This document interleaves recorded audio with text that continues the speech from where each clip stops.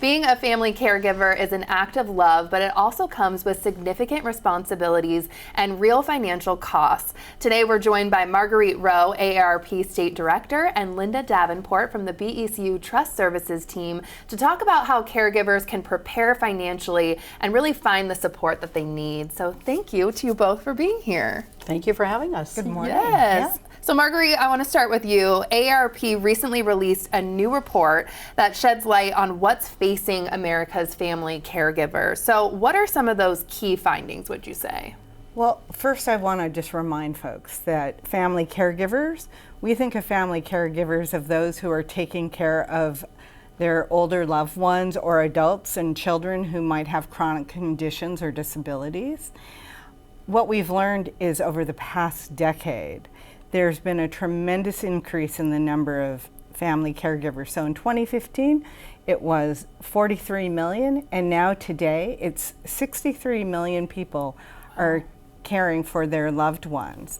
And of those, they're having to take on a wider range of activities and supporting their family caregivers, which includes the financial planning and so forth. And one of the things that's so important to recognize is that it's family caregivers who are also, donating or giving from their savings and their expenses. And about half of those folks who were surveyed say that it has a negative impact on them. I know, and we're seeing that an average of $7,200 per year out of their own pocket. So what's really driving that cost? Some of it is helping to pay for, it might be durable medical equipment, it might be transportation, paying for meals, paying for, helping to pay for rent or the cost of living, right? And we know that housing is going up. It sure is. And Linda, I want to get to you because Sure. preparation can obviously make a big difference, right? So where should caregivers start when it comes to getting their own financial house in order? Yeah. So planning ahead is ideal, right? But what I would say is that even if someone hasn't put a plan together, it's never too late to start putting that plan together. Investing is one of the most powerful tools that a caregiver can use. Even small contributions, recurring contributions into an investment account can really make a big difference over time. That's why connecting with a financial advisor, an estate planning advisor, can really help bring that plan together. Financial advisors and estate planning advisors can assist with putting that plan together to make sure that those investments are working for the caregiver for their current income needs and future income needs. In addition to that, they will help with kind of guiding that caregiver into talking about long-term care, perhaps life insurance and estate planning in general.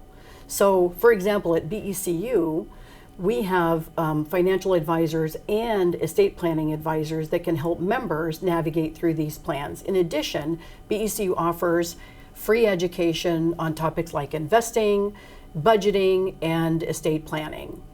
So I would say too, if you're currently a caregiver, there's many things that you're doing now as a caregiver that you can start planning for yourself now. For example, listing out all the bills that need to be paid, right? Makes sense, yeah. Also, all of your financial accounts. And how often do we have user ID and passwords for those accounts that someone in the future that is going to care for you needs that access to that information as well.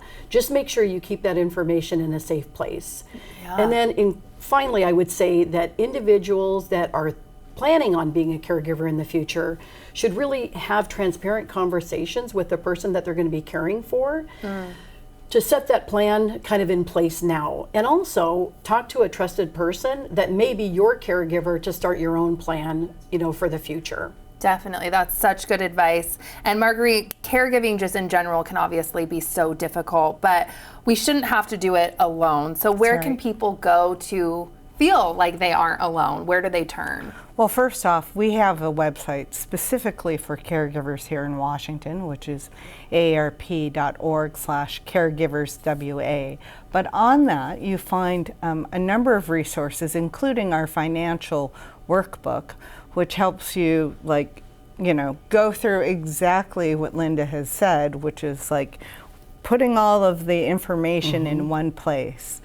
And then there are a number of different agencies, and of course you can always come to AARP to find out where can you go for a trusted source to help you. And doing this type of work at VECU, I've looked at the workbook. It is a fantastic workbook. So it really has a lot of good tools in there. Amazing. Well, Yeah. you guys have given us all amazing tools. Thank you both for being here today. We really appreciate it. Thanks you so much. Yes, and you can find the links to many of the resources that were mentioned today, including AARP's free financial workbook for family caregivers that Marguerite just talked about, at the addresses that you see right there on your screen, so make sure to check it out.